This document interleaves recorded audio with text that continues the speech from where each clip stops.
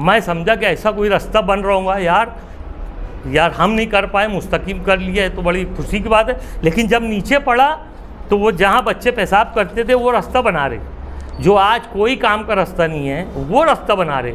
मुस्तकीम dignity ये बात भूल गया बेचारा कि शेख रशीद साहब ने आयशा नगर मैयत ले जाने का, लोगों को आने जाने का, मैयत के अलावा लोगों को आने जाने की बहुत ज़्यादा दुश्वारी थी।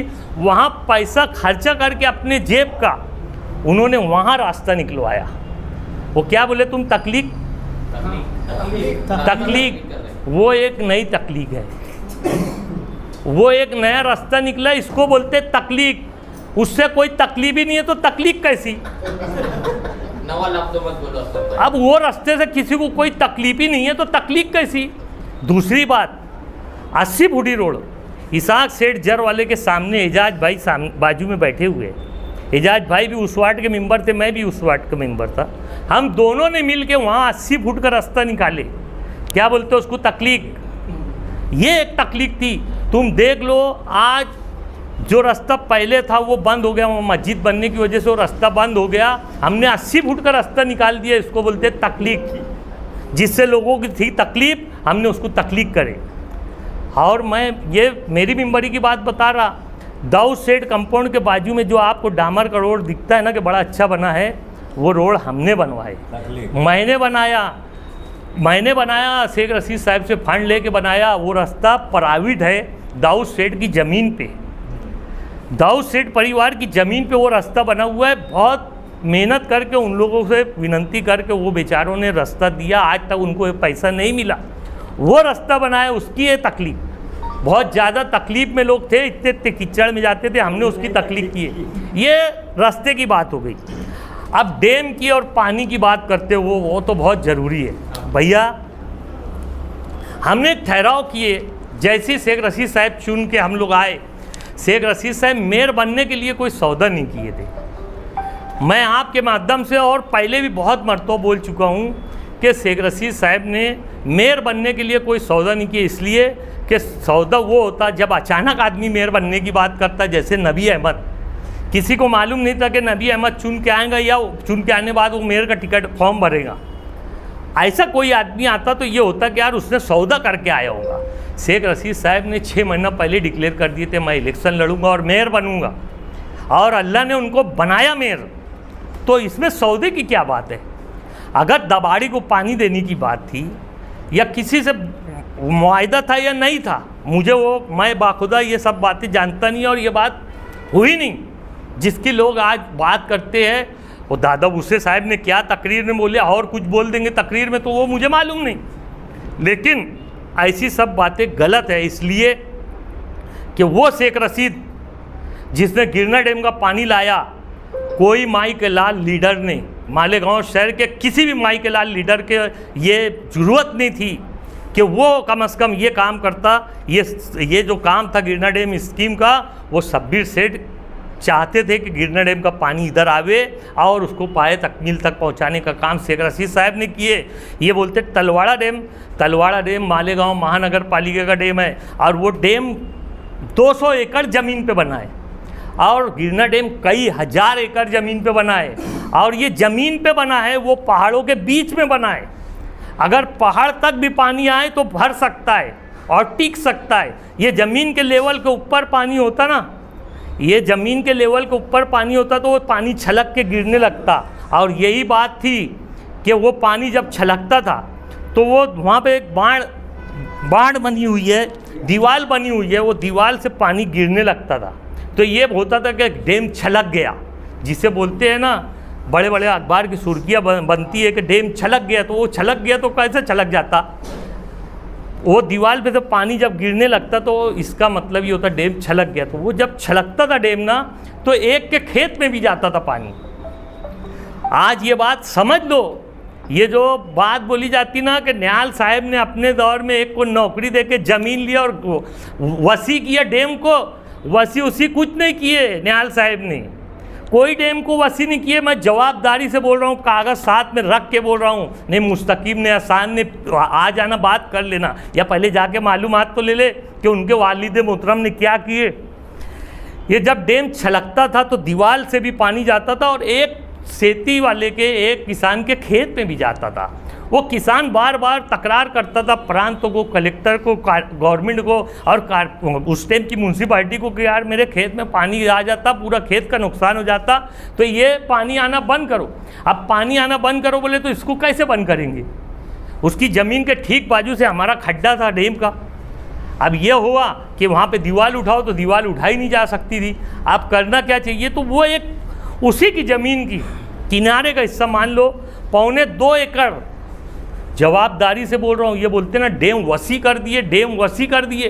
2.25 एकड़ ज़मीन उससे खरीदी गई और ज़मीन डैम के बिल्कुल लग के, ऐसा उसकी जितनी ज़मीन थी, यानी ऐसे 2.25 एकड़ नहीं, ऐसे लंबाई में कोड़ से 2.25 एकड़ ज़मीन खरीदी गई ताकि वहाँ पे डैम ऊंचा किया जाए, उसकी ज़मीन पे ऊंचा किया जाए ताकि उसकी ज़मीन में पानी ना जाए।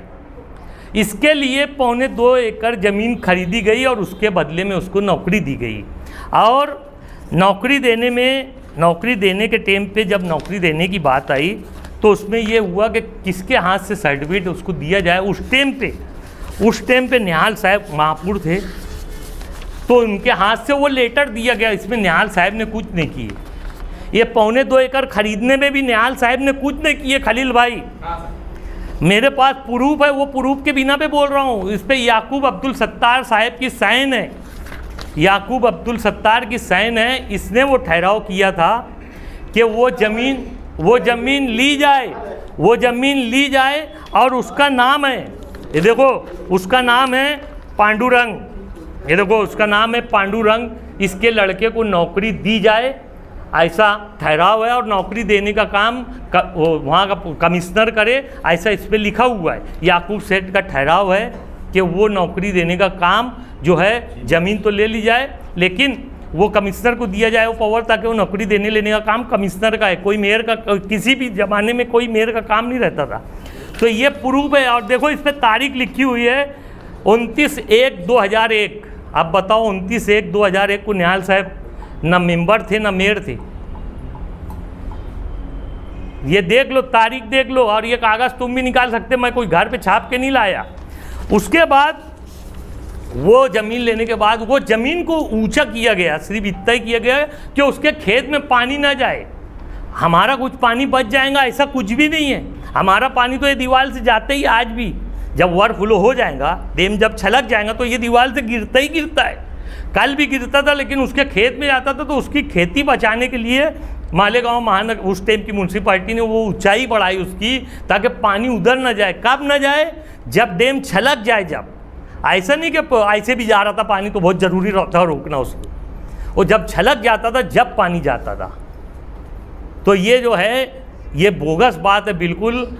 ये तायरा मैडम जब महापौर थे उस टाइम उन्होंने ठहराव करे थे कि हमारा डैम 43 MCFT पानी उसकी क्षमता थी। हमारे डैम की 43 MCFT पानी की क्षमता थी, तलवाड़ा डैम की।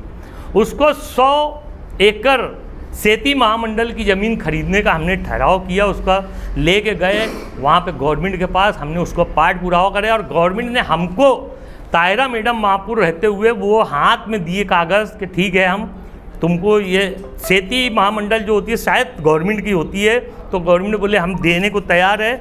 और उन्होंने एक स्टीम में पैसा बना के दिया 1,67,99,200 रुपया। 1,67,99,200 रुपया, इतने की वो 100 एकड़ ज़मीन सेती महामंडल की खरीदी गई। और ख़रीदने के बाद ये हुआ कि हमारे पास 5 करोड़ रुपया उसको खर्चा आने वाला था डैम बनाने के लिए। तो वो डैम बनाने के लिए 5 करोड़ खर्चा करने की ताकत म्यूनसिपालिटी कॉर्पोरेशन के पास का नहीं थी, इसलिए गवर्नमेंट से वो डिमांड किया गया। गवर्नमेंट ने वो पैसा दी। इत्तेफाक से वो इब्राहिम सेठ उस वक्त तक मेयर बन गए थे। उस टाइम पैसा आ चुका था तायरा मैडम के टाइम में, लेकिन वो जहीर साहब उस टाइम पानी के साहब थे, वाटर सप्लाई अधीक्षक थे जहीर साहब। तो वो कई महीने तक ऐसा पड़ा रहा। हमने महासभा में उनसे पूछे कि भैया 5 करोड़ रुपया आके पड़ा है तो तुम ये डैम बड़ा क्यों नहीं कर रहे? तो बोले अपने पास कोई सक्षम इंजीनियर नहीं है जो ये डिजाइन बना सके। हमने बोले भैया नहीं, ये तो नासिक वालों को दो जिसने डैम बनाया है, बम्बई वालों को दो जिससे इंजीनियर ही लगाना है ना, फट से इंजीनियर लगाओ तो टेंडर निकालो। उसके बाद जब टेंडर निकला, महासभा में बहुत हंगामा होने के बाद जब टेंडर निकला तो वो बनाने का जब उद्घाटन का टाइम आया तो उस टाइम पे इब्राहिम सेठ महापुर थे और इब्राहिम सेठ, ताहिरा मैडम, शेख रशीद साहब, हम सभी मिलके, दादा भूसे साहब, हम सभी मिलके जाके वो 100 एकड़ ज़मीन का डैम बड़ा करे चालू हो गया। अब हम पर ये इल्ज़ाम आता कि हमने दाबाड़ी को पानी दे दिए। अच्छा, ये इल्ज़ाम हमारे ऊपर आता है और आने के बाद सब बैठ के सुनते कि अरे बाप रे पानी दे दिए, जबकि मैं हमेशा हर मीटिंग में बोलता रहा कि आप भी यहीं के, मैं भी यहीं का है, मेरे बच्चे भी यहीं के, मेरे बच्चों के बच्चे भी यहीं के, मेरे ख़ानदान यहाँ का है, हम सब यहाँ के मालेगांव शहर के जो शहरवासी है, अगर वो मरेंगे भी तो यहीं रहने वाले हैं। अगर हम उनके हिस्से का पानी एक कतरा भी किसी को दे दिए तो हम गुनहगार हैं। हमने तलवाड़ा डैम का पानी जो हमारे मालेगांव महानगर पालिका मालेगांव का हिस्सा था उसका एक कतरा भी देने के लिए नहीं बोला, हमने पानी देने की बात ही नहीं की है। आप हमारा ठहराव पढ़ लो, वहाँ पर कभी देखा मैं पानी परिषद हुई, कभी कुछ हुआ, कभी कुछ हुआ। पानी परिषद में देखा कई वकील भी थे, कई डॉक्टर थे, कई इंजीनियर थे और जहीर साहब खुद भी थे, लेकिन जहीर साहब ने वहाँ कोई भाषण नहीं किए थे। तो क्यों नहीं किए थे? या कोई इंजीनियर को लेके ठहराव पढ़ना चाहिए था ना कि भाई ये ठहराव में लिखा क्या है। अरे शेख रशीद साहब ने महापुर होते हुए अगर कोई ये बोलते पानी बेच डाले तो बेचे कैसे, वो पढ़ना तो चाहिए, उसका कोई एग्रीमेंट और कोई ठहराव तो रहता। तो ये ठहराव है।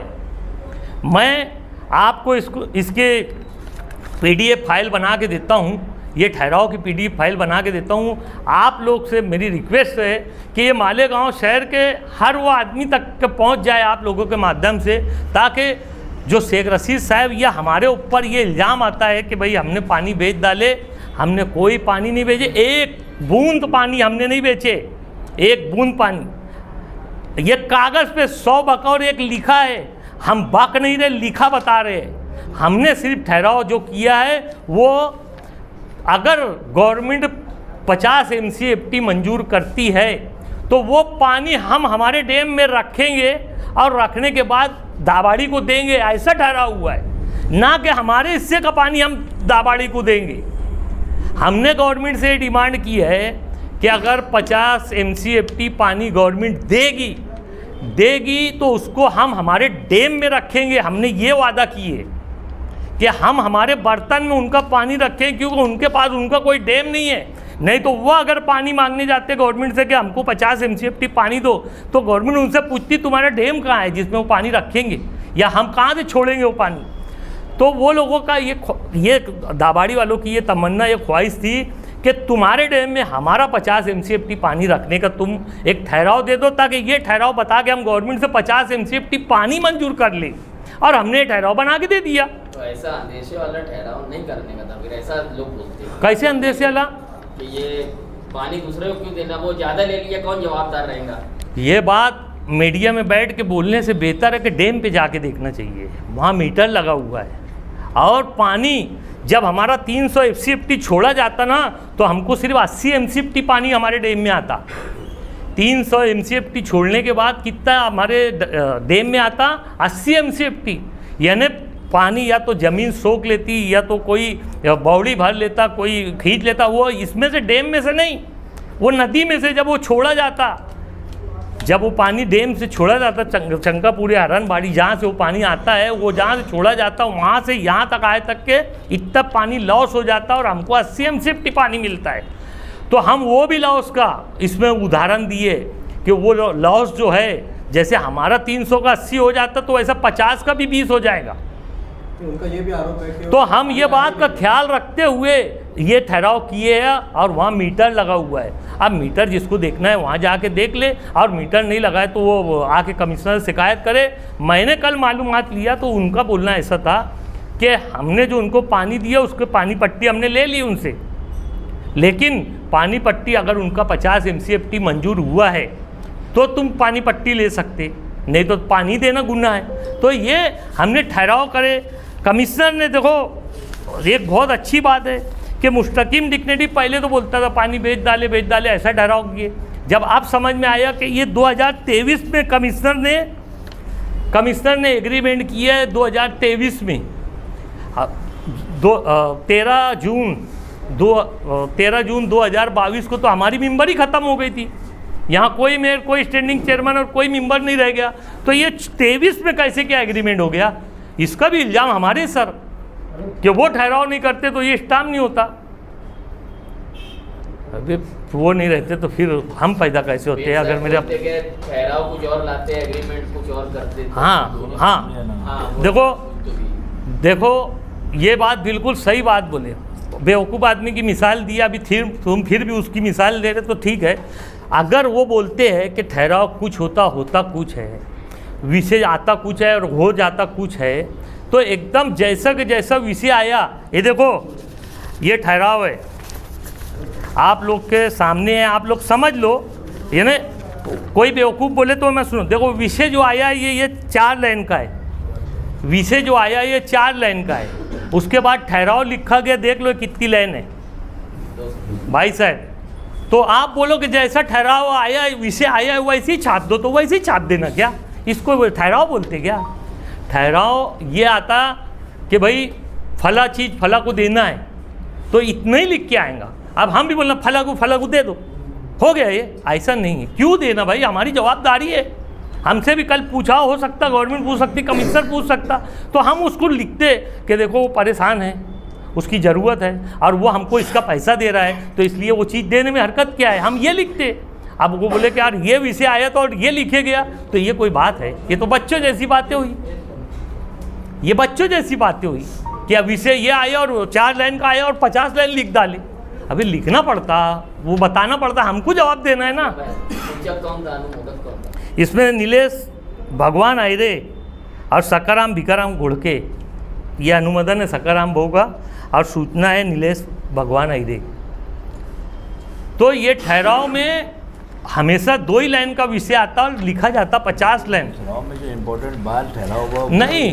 मैं ये ठहराव दे रहा हूँ आप लोगों को PDF फाइल, यानी आप इसको पढ़ भी लो और गांव वाले भी पढ़ ले ताकि समझ ले कि हमने ठहराव किया, कि हमने एक बूंद भी पानी उनको देने का बोला है क्या हमारे तरफ से। करारनामा दोनों चीज़ तुमको देना चाहिए। ये करारनामा भी देते हैं हम, करारनामा भी पढ़ लो जो एग्रीमेंट हुआ है, लेकिन एग्रीमेंट तो हमारे सामने हुआ ही नहीं। उसमें कुछ भी होगा तो हम उसके जिम्मेदार है भी नहीं, हम सिर्फ ठहराव के जिम्मेदार हैं और ठहराव आप पढ़ लेना। इसमें एग्रीमेंट में मैंने देखा नहीं क्या है, लेकिन ये 2023 में हुआ जब हम तो 22 में रिटायर हो गए थे, तो ये 23 का है।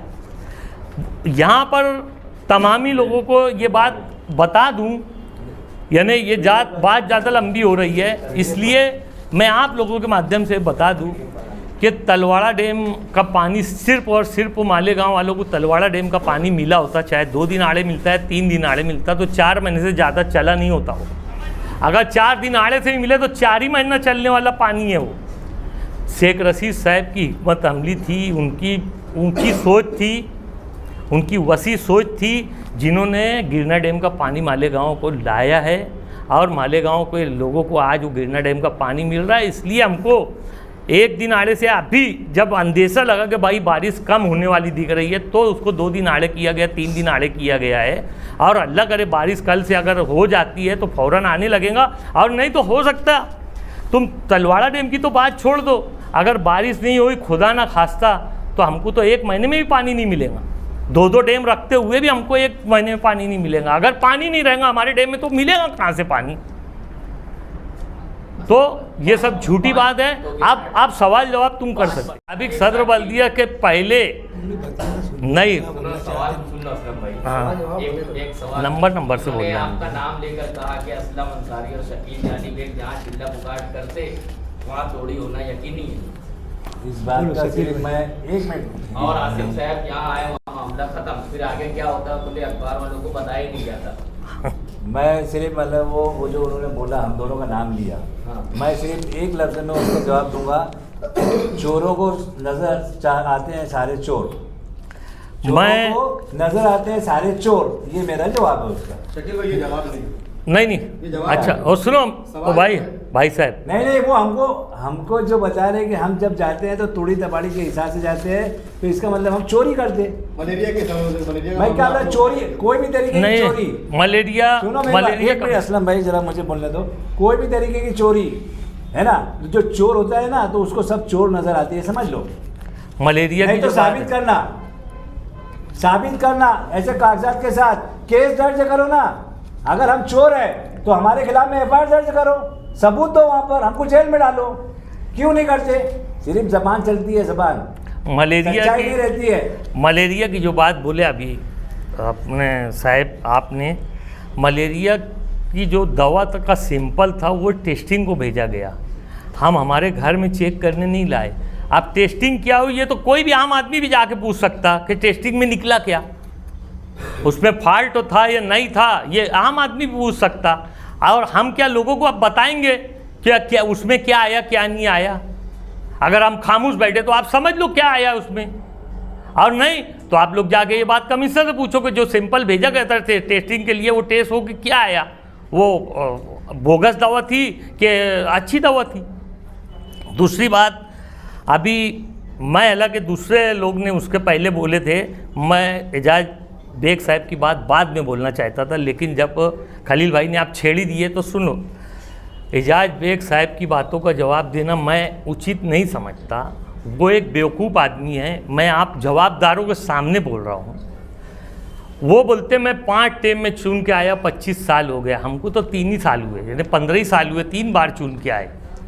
लेकिन हमको मालूम है, उन्होंने कल अपने बयान में आप ही के चैनल के माध्यम से कहा कि मालिक अगर मुफ्ती साहब चाहते तो ये जो सौदा हुआ है एमएलसी चुनाव का कि वोट दिए बीजेपी और सिंधे गवर्नमेंट के आदमी को, और बोलते हैं कि मैंने इस कांग्रेस को वोट दिया या किसी और को वोट दिया, तो अगर एजाज बेग का बोलना बता रहा हूँ, तो वो चाहता तो बोल सकता था कि भाई सिंधे साहब से मुफ्ती साहब बोलते कि 100 एकड़ सेती महामंडल की ज़मीन दिला दो और कम से कम मालेगांव महानगर पालिका का अपना खुद का डैम तो हो जाता। उस बेवकूफ़ आदमी को ये नहीं मालूम कि तलवाड़ा डैम जो है वो मालेगांव महानगर पालिका का अपना खुद का डैम है। तो 25 साल में अगर उसको ये नहीं मालूम कि डैम किसका है तो वो क्या पानी की बात करेगा। मैं आप लोगों की मालूमात के लिए बता देना चाहता हूँ, पानी के ताल्लुक़ से मैं अभी और आगे भी बताऊँगा, लेकिन मैं ये बता देना चाहता हूँ, ये जो उतारा है आयुक्तों के नाम का, मालेगांव महानगर पालिका आयुक्तों के नाम का, ये डैम का है, तुम्हारे तलवाड़ा डैम का है। तलवाड़ा सेती नहीं वो मैं बाद बताता हूँ। ये जो है ना, ये जो उतारा है ये तलवाड़ा डैम का उतारा है, और वहाँ पर यानी बहुत सारा सर्वे एक्वायर करके वो डैम बनाया गया, वो सब है। देखो ये जितना सर्वे नंबर लिखा हुआ है ये सब तलवाड़ा डैम का है। ये तलवाड़ा डैम का जो 100 एकड़ बाद में बड़ा किया गया ये उसका उतारा है, जो जूना 100 एकड़ है उसका भी उतारा है, लेकिन हम 90 की बात बता रहे, जूने का भी यानी कॉर्पोरेशन का ही नाम है। तो मालेगांव शहर में ऐसा आदमी आमदार का इलेक्शन लड़ेगा, अब ये दिन मालेगांव की आवाम को देखना पड़ेगा। ऐसा आदमी इलेक्शन लड़ेगा जिसको ये नहीं मालूम कि यार महानगर पालिका की मिल्कियत क्या है क्या नहीं, ये तो तलवाड़ा डैम ऐसे ही छोड़ दे रहा, तो बनाने की बात कैसी या बनवाने की बात कैसी।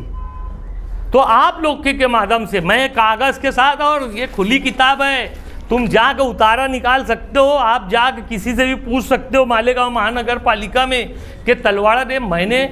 कल मैं जाके एक को पूछा कि मुझे मालूम नहीं है, ऐसा आप लोग बिल्कुल समझना मत, हाँ मैं आगे बताता हूँ। मैं जाके साहब से पूछा, बच्चों साहब से, वो अभी वाटर सप्लाई के बड़े हैं, और ऐसे भी सिटी इंजीनियर 5 डिपार्टमेंट का बड़ा रहता है जिसमें वाटर सप्लाई भी रहता है, लेकिन वाटर सप्लाई में अभी कोई अधीक्षक नहीं होने की वजह से वही अधीक्षक है।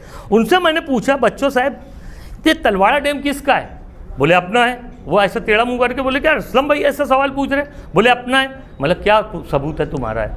अरे बोले हमारे नाम पे है, इससे बड़ा और सबूत क्या है? तो मतलब तुमको मालूम, वो बेवकूफ़ को नहीं मालूम एजाज बेग को कि ये मालेगांव महानगर पालिका का डैम है? अब बोले उसको नहीं मालूम, मैं क्या करूँ? मैं जाने लगा, रोका उसने मुझे, बच्चों साहब ने रोके। असलम सही में ऐसा बोला? मतलब हाँ। अरे बोले वो तो तुमसे सीनियर है।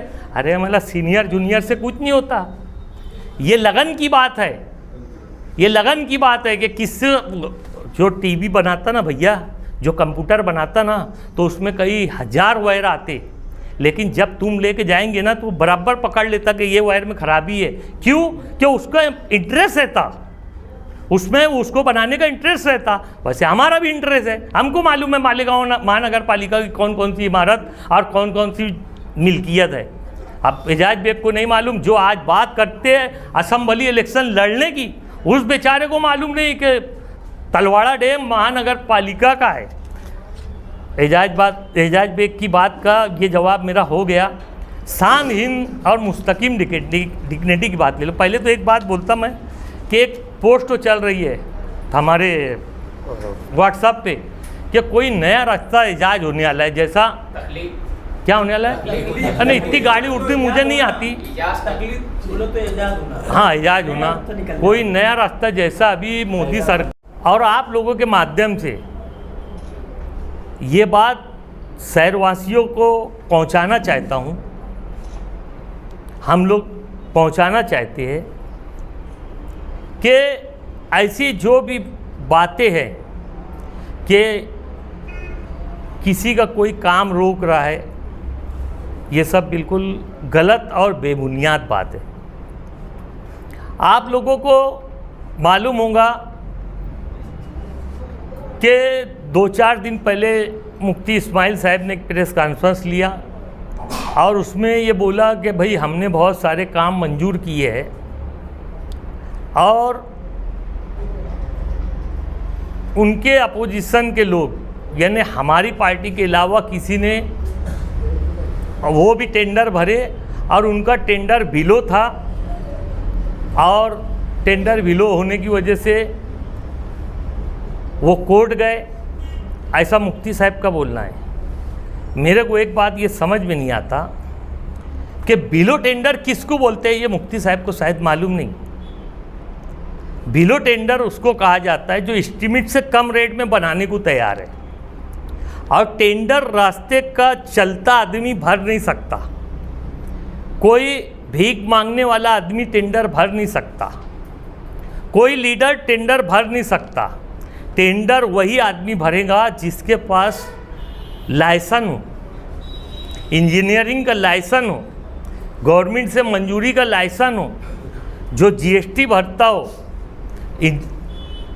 वो टेंडर भर सकता। तो वो बिलो भरे चाहे अबो भरे, बिलो या कम में भरे या ज़्यादा में भरे। अगर मुफ्ती साहब जैसे गांव वालों को बेवकूफ़ बनाने की बात कर रहे थे कि उन्होंने बिलो भरा इसलिए हमने वो काम रद्द कलेक्टर को बोल के करा दिया, बिलो भरा, तो ये तो अच्छी बात थी कि अगर इन्होंने 10 करोड़ रुपए लाया होगा उसका 30% हिस्सा कारपोरेशन को भरना है, यानी 10 करोड़ इन्होंने लाया और 3 करोड़ कारपोरेशन भरेंगे, ऐसा 13 करोड़ रुपये होता, यानी इसी में 7 करोड़ उनका 3 करोड़ का। तो अगर कम में कोई भरता है तो अच्छा है, मालेगांव महानगर पालिका का पैसा बचता। ये बोलते नहीं, वो काम नहीं करने के लिए बिलो भरा, तो क्या मालेगांव महानगर पालिका या कहीं भी बिलो टेंडर होता तो काम नहीं करने के वास्ते होता क्या? वो बिल्कुल गलत बोल रहे थे, गांव वालों को ऐसा समझ रहे थे, उनको कुछ समझता नहीं है। उसने बिलो भरा था, अगर वो 1 महीने, अगर 3 महीने की मुद्दत थी, 3 महीने इंतज़ार करने के बाद, ये कम से कम 1.5 साल की बात हो गई, 3 महीने इंतज़ार करने के बाद उसको ब्लैक लिस्ट तो किया जा सकता था। तो ब्लैक लिस्ट तो होता क्या कि उसका लाइसेंस ही रद्द हो जाता था, वो कहीं महाराष्ट्र में काम नहीं कर सकता था वो आदमी जिसने बिलो भर के काम नहीं किया। अगर इसमें भी परसेंटेज रहता कि 10% भरा, अगर कम भरा है उसने तो उसका कुछ % भर के वो टेंडर उसको वर्क ऑर्डर दिया जाता। ऐसा नहीं कि कोई बोलते मैं 50% में काम करने तैयार है और गवर्नमेंट बोलती ठीक है ले ले, ऐसा नहीं होता।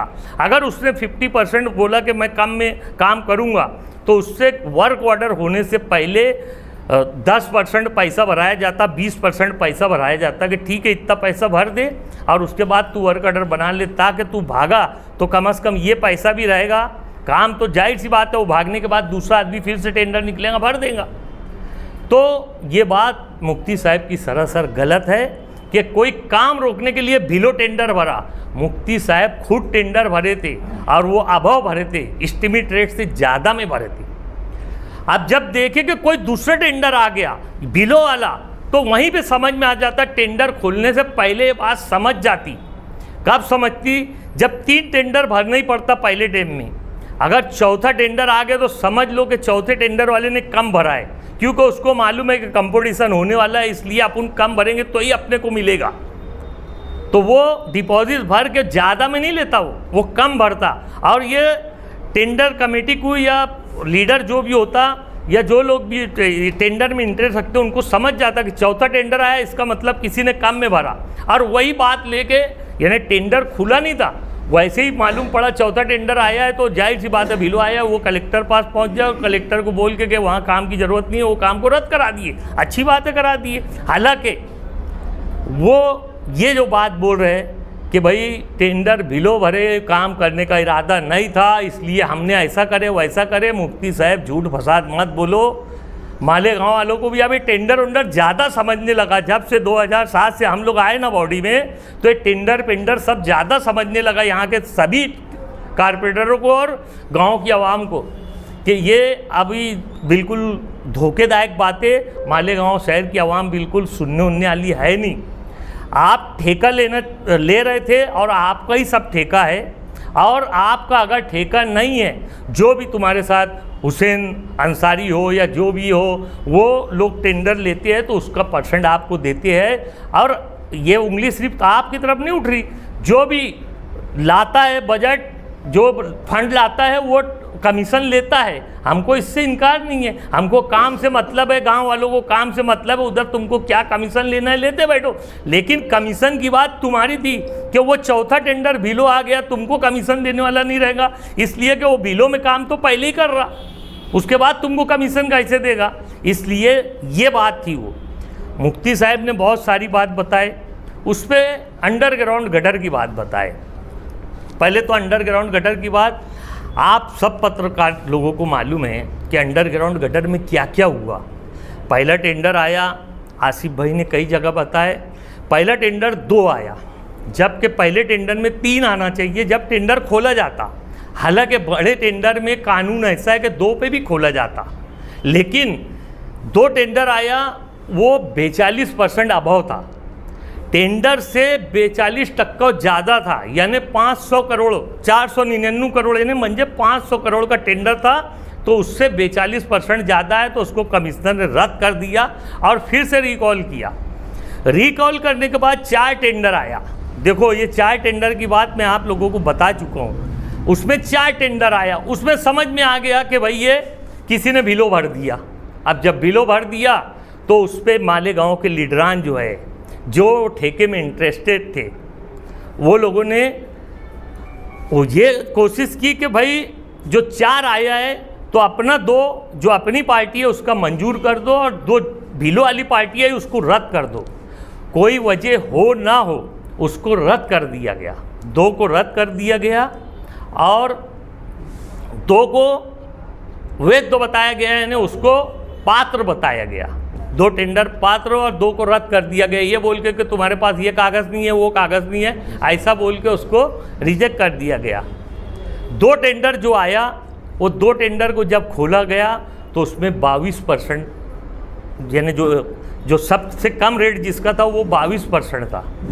वो 22% से 500 करोड़ की जो स्कीम थी वो 620 करोड़ हो गई। 500 करोड़ की जो स्कीम थी वो 620 करोड़ हो गया। अगर तुम्हारे 22% वाले को ये दे दिया जाता तो ये स्कीम 620 करोड़ की हो जाती। आसिफ भाई ने बोला कि भाई ये जो 22% अभाव जा रहा, हमारी शुरू से कोशिश रही कि मालेगांव महानगर पालिका का पैसा कैसे बचाया जाए। टेंडर में 3 लोगों का पैसा मिलाया गया है, सेंट्रल गवर्नमेंट, स्टेट गवर्नमेंट और महानगर पालिका, तीनों का 33% हिस्सा है। लेकिन अभाव जितना भी आएगा, चाहे वो 1% आए चाहे 100% आए, अभाव जितना आएंगे वो पूरा के पूरा अभाव मालेगांव महानगर पालिका को भरना होगा। ऐसी शराइत है, क्योंकि जो अभाव आएगा उसमें गवर्नमेंट से मांगा नहीं जाएगा। स्टेट गवर्नमेंट से बोलो या सेंट्रल गवर्नमेंट से बोलो कि भाई इतना अभाव चलेगा, वो बोलते कि वो तुम्हारा काम है, हमारा नहीं है। स्कीम 500 करोड़ थी, हमने 500 करोड़ का हिस्सा दे दिए। अब अगर ज़्यादा में टेंडर जाता है तो तुम समझो 500 करोड़ गवर्नमेंट ने दी, 33-33% सबका था। उसके बाद हमारी ये कोशिश थी कि अभाव अगर 120 करोड़ ये ज़्यादा में जा रहा है तो मालेगांव महानगर पालिका का पहले ही से 150 करोड़ हिस्सा आ रहा, उसके बावजूद 120 करोड़ और भरना पड़ेगा। इसलिए आसिफ भाई की पहले से कोशिश थी कि मालेगांव महानगर पालिका का पैसा बचना चाहिए। और मुफ्ती इस्माइल साहब को ये बात शायद मालूम नहीं कि अंडरग्राउंड जो एजाज बेग, जो दूसरी पार्टियाँ, मुफ्ती इस्माइल जो बात कर रहे हैं, वो लोगों को एक बात समझ लेना चाहिए कि अंडरग्राउंड पहली बार मालेगांव में नहीं आई। शेख आसिफ जब एमएलए थे तो इन्होंने 100 करोड़ रुपये अंडरग्राउंड गटर की स्कीम लाया था। वो 100 करोड़ में यहाँ पे जो पानी फिल्टर होता है वो 100 करोड़ में वो सब काम हो चुका है, 100 करोड़ का काम हो चुका है। उसके बाद ये अमृत 2 यानी अंडरग्राउंड स्कीम का दूसरा हिस्सा आया हुआ है, उसका नाम ही है अमृत 2। यानी 1 क्यों नहीं है? क्योंकि 1 हो चुका है, इसलिए 2 आया है। तो वो 2 आने के बाद आसिफ भाई फर्स्ट 1 किए थे तो 2 आया है। आसिफ भाई की शुरू से ये बोलना था कि भाई इसका आवाम का पैसा जाना नहीं चाहिए। उसमें एक मालूमात ऐसी मिली कि वो जो टर्नओवर बताया गया है, जो सीए का जो लेटर है वो इसमें गलत है। तो हम उसको चौकसी करने गए तो सीए का लेटर देखने के बाद हमने वहाँ एक अनुभव का लेटर भी देखा। अब अनुभव का लेटर देखने के बाद ये समझ में आया कि यार ये अनुभव का लेटर जो है ये तो कोई दूसरे जगह का है, वो मणिपुर का था। मणिपुर की राजधानी जो इम्फाल है वहाँ का था। तो ये हुआ कि यार ये इम्फाल से कैसे क्या सर्टिफिकेट आ गया, वहाँ पे बहुत वातावरण ख़राब है तो कैसे आ गया। बहरहाल उस पर डाउट हुआ, ये भी डाउटफुल था एकदम, यानी वो बोगस था, वो भी जो टर्नओवर का कागज़ था वो भी बिल्कुल बोगस था। तो आसिफ भाई ने मुझे, शकील भाई को, फरहान को और एक हमारे दोस्त को, 4 लोगों को मणिपुर भेजा। और ये बोलते मणिपुर क्या मालूम मुफ्ती साहब क्या क्या बोल रहे थे, मेरे को समझा नहीं मणिपुर कौन गया कौन नहीं गया। मणिपुर जाने के बाद मणिपुर में जब एयरपोर्ट पे उतरो तो वहाँ पे 30 दिन का वीज़ा बन रहा था। ये 30 दिन का वीज़ा है, ये जो है 30 दिन का वीज़ा है। यानी मणिपुर हम गए थे, हम 3 लोग गए थे। मैं गया था, शकील भाई गए थे और फरहान गया था, एक हमारा दोस्त और था वो भी गया था। बोलने का मतलब मणिपुर जाने के बाद हमने जब मालूमात लिया, ये बात आप लोगों को, मीडिया वालों को आसिफ भाई ने एकदम तफसील से बता चुके, फिर भी मैं बता दे रहा हूँ कि मणिपुर जाने के बाद वहाँ जब हम कॉर्पोरेशन में गए और हमने बताया, हमने मालेगांव महानगर पालिका का लेटर लेके गया था, क्योंकि हमारी शिकायत यहाँ पहले दे दिए थे तो उन्होंने एक लेटर मणिपुर भेजा था। देखो ये भी एक बात कि जो वो लेटर पे मेल नंबर लिखा हुआ था मणिपुर का, खलील भाई, वो लेटर पे जो अनुभव के लेटर पे मेल नंबर लिखा था, ये लोगों ने कॉर्पोरेशन ने उसी मेल पे वो मेल किया, जबकि वो मेल किसका था ये आज तक मालूम ही नहीं। हम मणिपुर गए तो वो बोले हमारे यहाँ अंडरग्राउंड का काम ही नहीं हुआ है, हमने ऐसा कोई काम करवाया ही नहीं है, ना तो हमने कोई ऐसा सर्टिफिकेट दिया है। क्योंकि उस पर जो इंजीनियर का नाम लिखा था तो बोले ये पोस्ट के इंजीनियर ही हमारे यहाँ नहीं है। उसके बाद हमने जब वो कॉर्पोरेशन का लेटर दिए तो उन्होंने वहाँ पर जो लेटेस्ट महापौर थे उनसे हमने जाके मिले, कमिश्नर थे जो, सॉरी कमिश्नर थे लेडीज़, उनको हम जाके मिले तो उन्होंने बोले ठीक है लेटर बना के इनको दे दो। उन्होंने हमको सेम डे लेटर बना के दे दिया, 1 से 2 घंटे में हमको लेटर बना के दे दिया। हम एयरपोर्ट से डायरेक्ट कॉर्पोरेशन गए। कॉर्पोरेशन जाने के बाद हम ये हुआ कि भाई लेटर लिए, और लेटर हम जब लिए तो वो मैं समझता हूँ शाम के 6 बज रहे थे, वहाँ पे 6 के बाद कोई प्लेन है नहीं, इसलिए हमको रात भर फिर रुकना पड़ा। दूसरे दिन बोले 11-12 बजे का प्लेन है, फिर वो प्लेन से हम वापस आए। हमने लेटर लेके आए और लेटर वहाँ से लेके आने के बाद हम सिर्फ लेटर लेके बाहर नहीं आए, वहाँ की नगर पालिका जो म्यूनसिपालिटी थी उससे हमने यहाँ मेल करवाया, मालेगांव महानगर पालिका में मेल करवाया, और उसके बाद वो हमने लेटर भी लाए। मेल आने के बाद बहरहाल आसिफ भाई को भी एक मेल किए, उन्होंने मंत्रालय में एक एप्लीकेशन भी दी कि भाई इनको सज़ा होना चाहिए। बहरहाल वो सब होने के बाद यहाँ पे फिर वो टेंडर रद्द हुआ जो 22 टक्के वाला था। 22 टक्के वाले का टेंडर रद्द हुआ और उसके बाद वो 4 टेंडर आए हुए थे जिसमें से 2 यानी वैध थे, 2 अवैध थे। तो उसके बाद फिर जब टेंडर निकला तो उसमें सिर्फ और सिर्फ 3 टेंडर आया। फास्ट नहीं, बहुत आराम से आप सुन ही लो भाई साहब, इतनी जल्दी के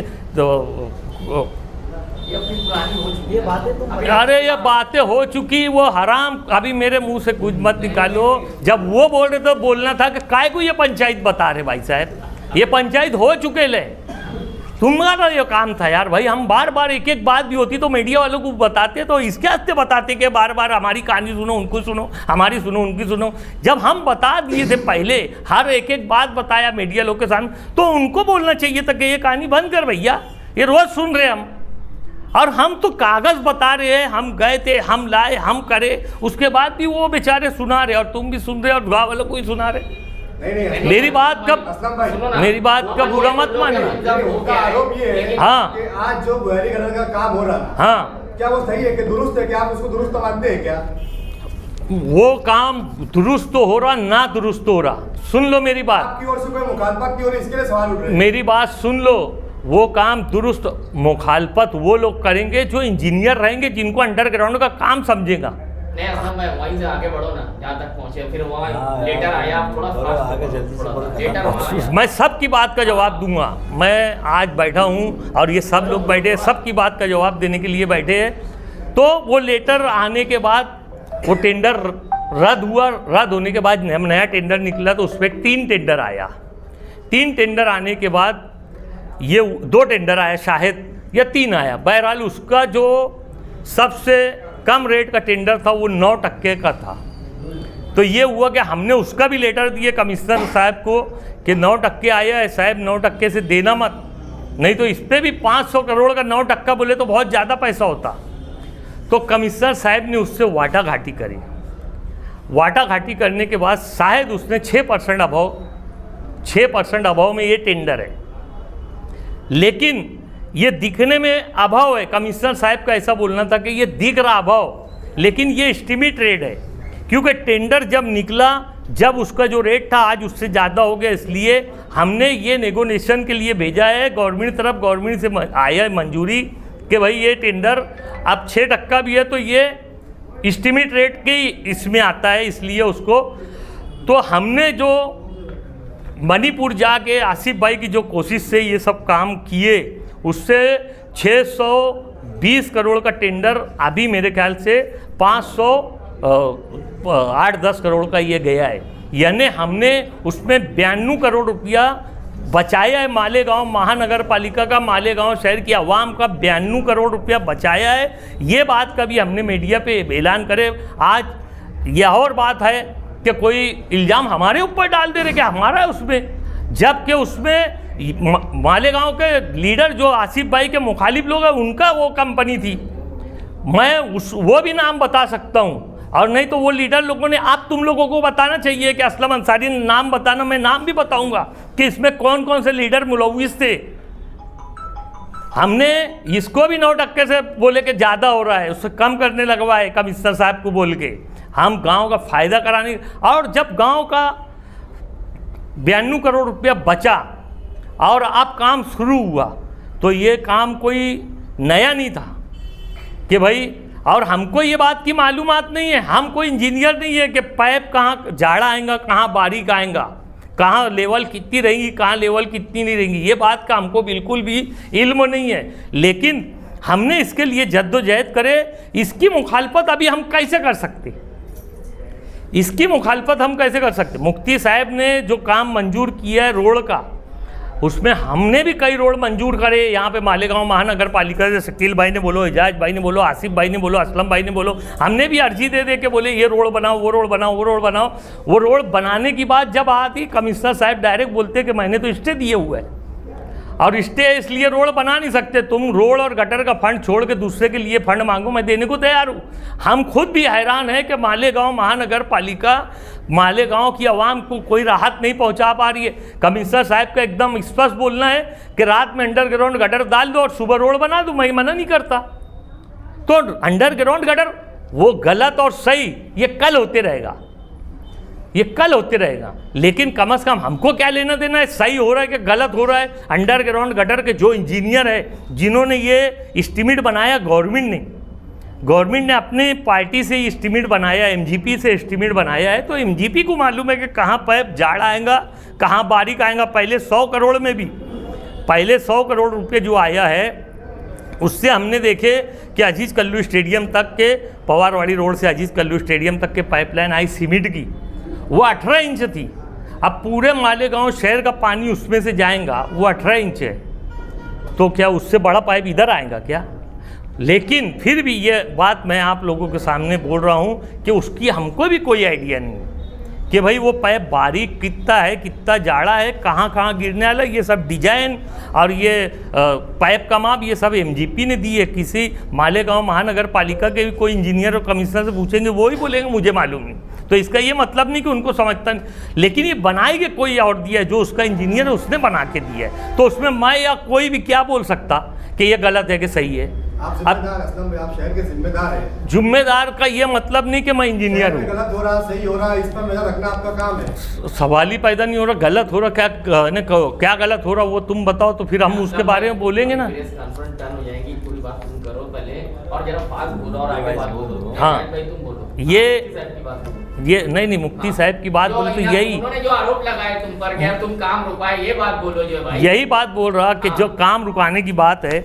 उसके बाद कमिश्नर का एक लेटर निकला कि काम 31 जनवरी को कमिश्नर ने लेटर निकाला, 31 जनवरी 2024 को, कि भाई काम रोड का और गटर का बंद कर दो, इसलिए कि यहाँ बुघारी गटर मंजूर हो चुकी है।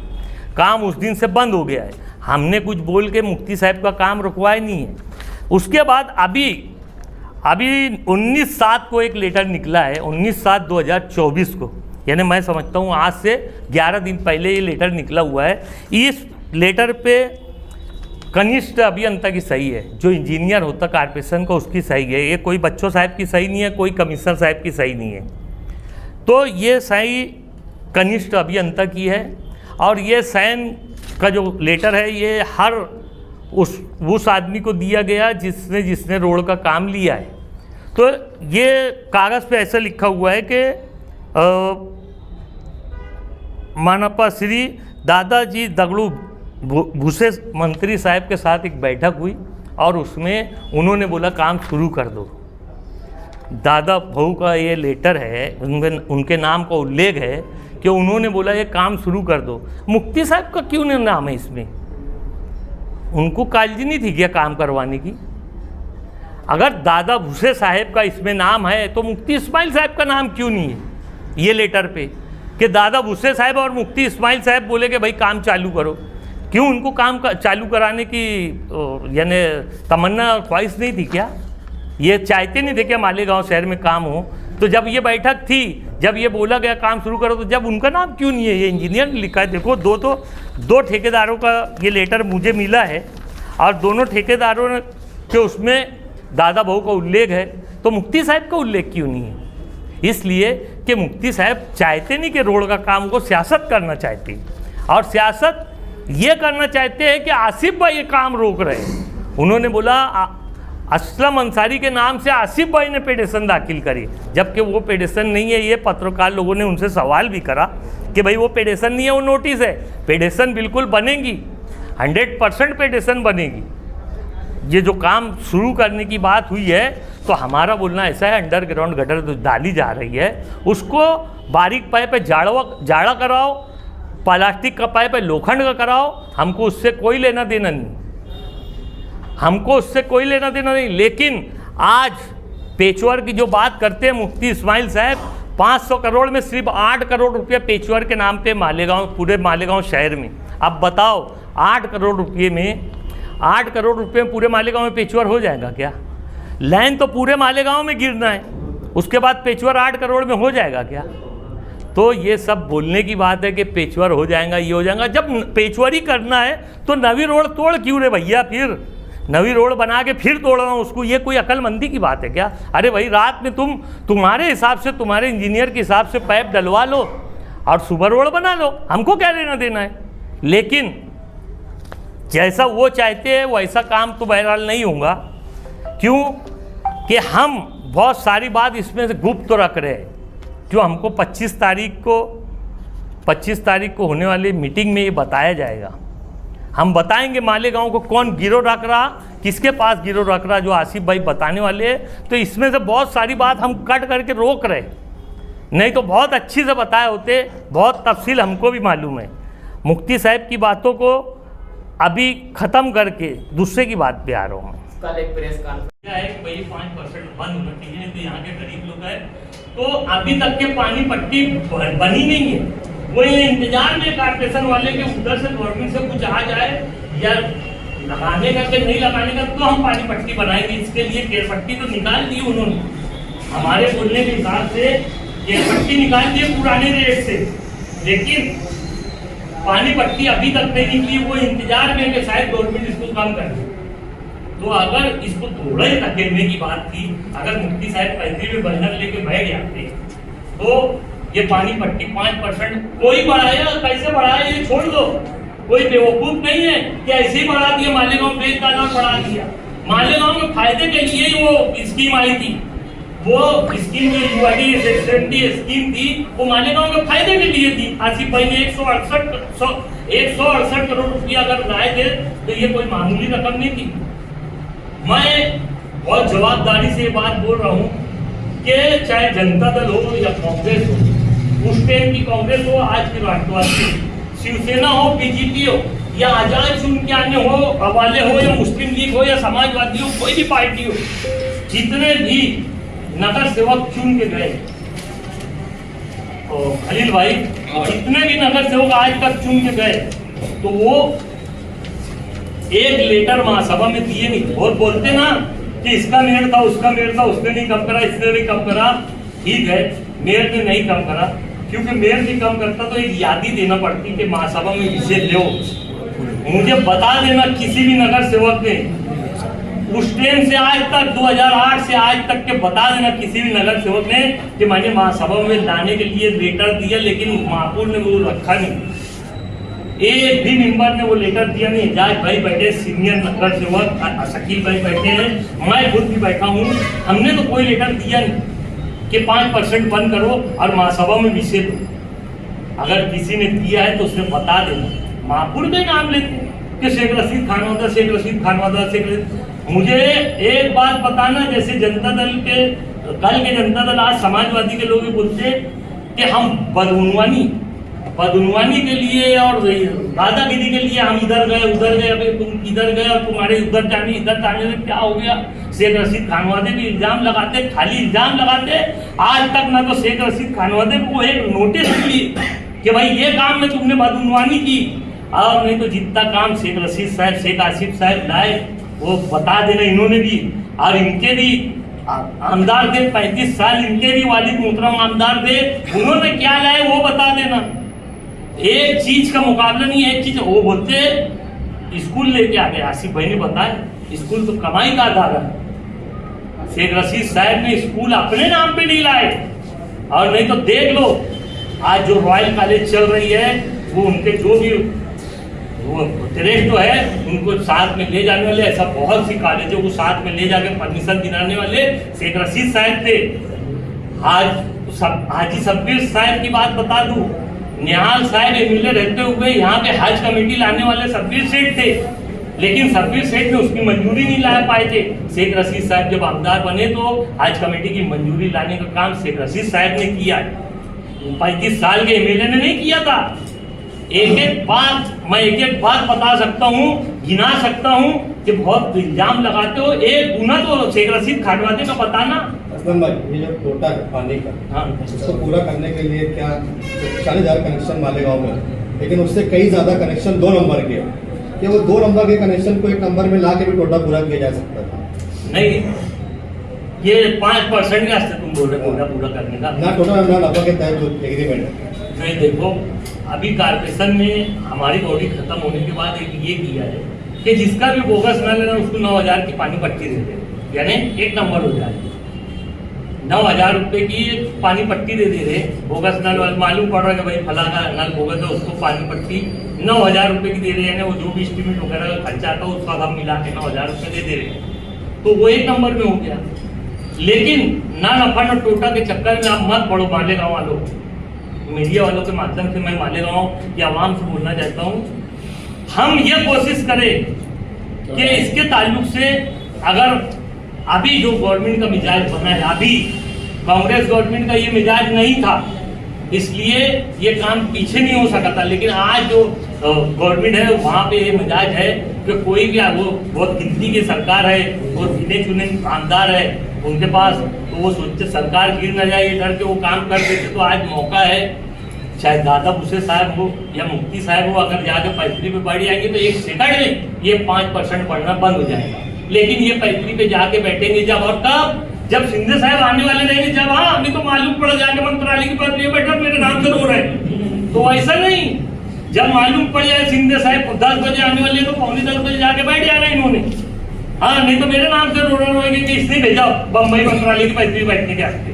तो मैं वैसा नहीं बोल रहा हूँ, शिंदे साहब आने वाले रहेंगे, वो देख पूछेंगे क्यों बैठे मुफ्ती साहब, तो बोलेंगे भाई 5% लेटर भी दे दो उसके पहले एक आधी मंत्रालय में, ताकि वो बताने को अच्छा रहेगा मैं लेटर दिया काट नहीं दे, तो कुछ काम होगा वो वहीं से फोन करके बोलेंगे कर दो 5% खत्म हो जाएगा। मैं हंसी और मजाक वाली बात नहीं बता रहा हूँ, हंसी मजाक की बात नहीं बता रहा हूँ, नहीं तो मुफ्ती साहब ने 10 लोगों को हमको ही लेके चलना है, इंशाल्लाह अभी वो माफ हो जाएंगे। आज तय वक्त तो ऐसा है कि सरकार ऐसे ऐसे हो रही, तो सभी डर रहे, क्योंकि मालूम है शिंदे साहब को कि मुफ्ती साहब अपने आदमी है, काम होने ही होना है, काम होने ही होना है। तो आज बस मुझे आप लोगों से इतने बताना था, आप लोग हमारे थोड़े बोलने पे हमारे थोड़ा बोलने पे